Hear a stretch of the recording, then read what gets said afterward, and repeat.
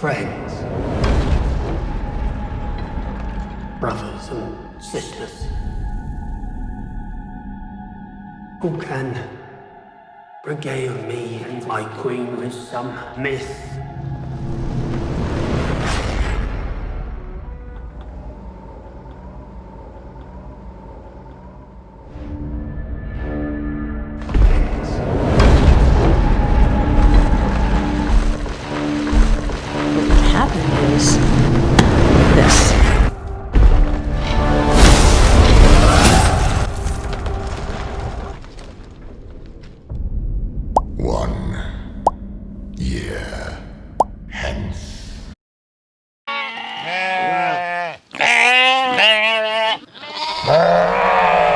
Good morning. It's like the 11 a.m. US Open match. Let's get this thing started.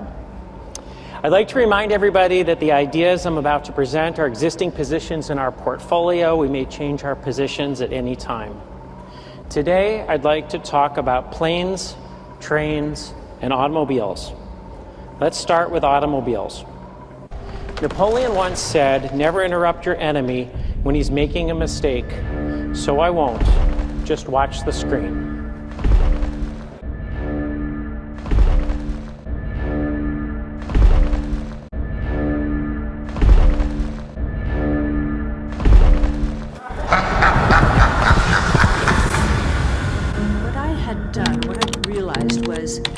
There's an idol in our business. The idol is the almighty benchmark, right? The idol, the benchmark, so the S&P 500, the Russell 3000 growth. This is what we're measured against, right?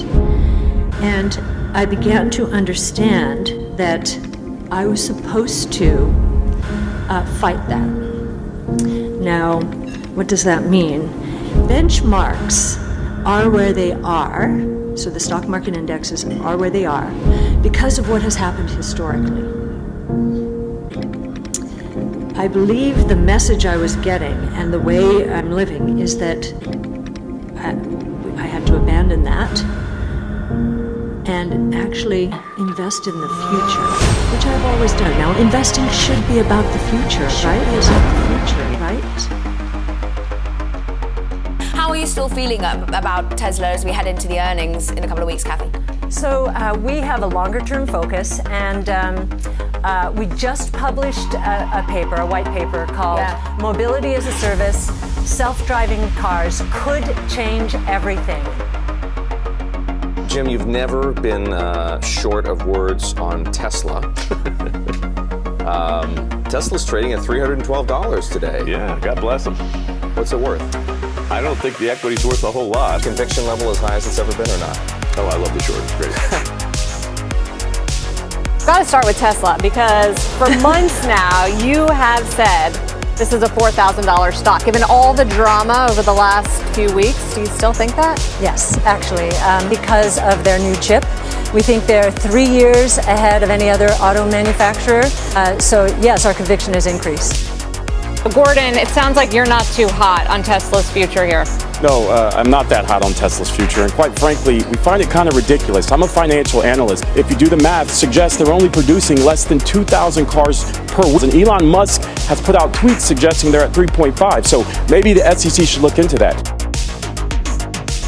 What happened last week came clear to me is the analysts following this stock don't know how to analyze it because it's not a technology stock. It is that. It's not a car company. Yes, it is. Battery. It's utility. It's something for everyone, and no one can pull it all together. There is an amazing inefficiency in this stock. Joining me now is Mark Spiegel, managing member of Stanfield Capital. Does that sort of positive price action give you cause for concern, or are you using it as an opportunity to increase those shorts? Well, I can't really use it as an opportunity to increase the shorts because I've got a pretty big position, and in fact, as the price goes up, I tend to take a little bit off just to control the overall size of the position. The shares careening with the company stuck in a quagmire of skepticism around its production goals and its own CEO. This despite continued assurances from Elon Musk that demand for Tesla vehicles remains high and the vehicle maker will still meet its steep production and delivery goals. And speculative. Did you cover your short? No, I'm actually rolling down puts right now, which I think makes sense considering the volatility in the stock. And I actually did that today. I went from 175s down to 120. But the story here is about fundamentals. And to me, if you think about there are no fundamentals. There are no fundamentals. I'm sorry? There are no fundamentals. Okay. So spoken as a chartist, there are no fundamentals. But ultimately, they have no profits. So what are the fundamentals? It's just a dream. Okay. Well, then. So there are no fundamentals. There's no valuation. There's no price to book. What is it? It's a guy with a tent who makes cars in a tent. He sounds like he's talking my book right now. So I agree with that. And Alex said, "Do you dream?" And I said, "Why? I suppose I do. I haven't had a dream for a long time, so I can't remember one." He said, you must pray. You must pray that you dream, because that will be God talking to you." So I prayed, and I had a dream. It was a very vivid dream. I dreamt that we were in the war zone. There was blood, there was smoke, there was...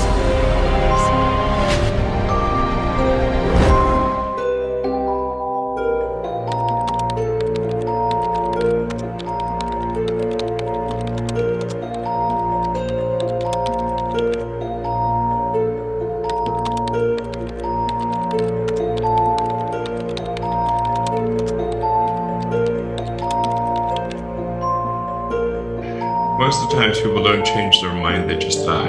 And so if we live forever, then we might become a very ossified society where new ideas cannot succeed. What do we say to the god of death? Not today.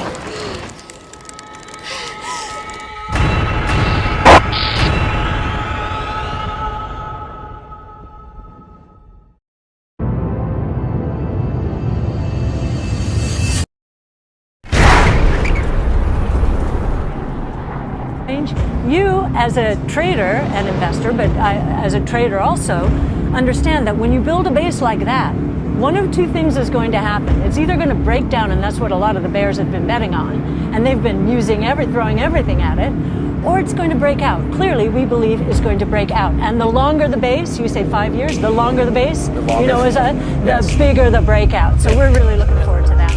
Next guest thinks Tesla has room to run. In fact, she thinks Tesla could hit $15,000 a share within the next 4 years. I know $15,000 a share is not your base case. No. It's your reach case. What is your base case? The base case, it's a 5-year target, so the end of 24, it's $7,000. Our confidence level that this stock is heading for $7,000 over the next 5 years. So let me ask you, you said, one thing that makes it hard to stay short is when a stock gets creamed. The other is when a stock goes parabolic, like Tesla did over the winter. Goes parabolic. Are you still short that? That's the 3-month period, sort of November, December, January, was one of the craziest periods I've ever seen in my 40 years on Wall Street. We are still basically maximum short Tesla. It's still one of my favorite positions. So, Cathie, we can't have you on and not talk about Tesla. Give us a sense of how the pandemic may be changing transportation here. Well, there certainly is, and we're hearing Tesla will start its own ride-hailing service to compete against Uber and Lyft. And the competitive advantage that Tesla will have here is it will go to the Uber and Lyft drivers and will say to them, okay, if you put up 5,000, 7,000, whatever the number is, you can work the rest of it off. And we'll throw insurance in there as well, because Tesla's going to self-insure.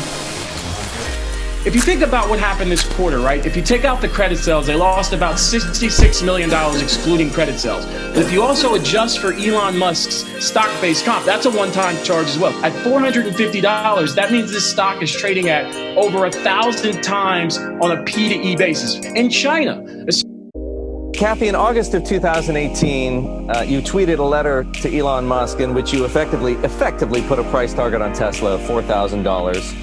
And that call arguably made you famous, but it also exposed you to a world of hate on Twitter. Any regrets? Oh, no, not at all. We were standing up for what we thought was right. Have you ever met Elon Musk or talked to him? I've never met Elon Musk. Have you ever had a conversation with him, or even a tweet firestorm with him? I don't know about a tweet firestorm, but no, I've never had a conversation with him. What would you say to him if you do get to meet him? I'd say job well done so far. We were standing up for what we thought was right. Investing should be about the future, right? Should be about the future, right?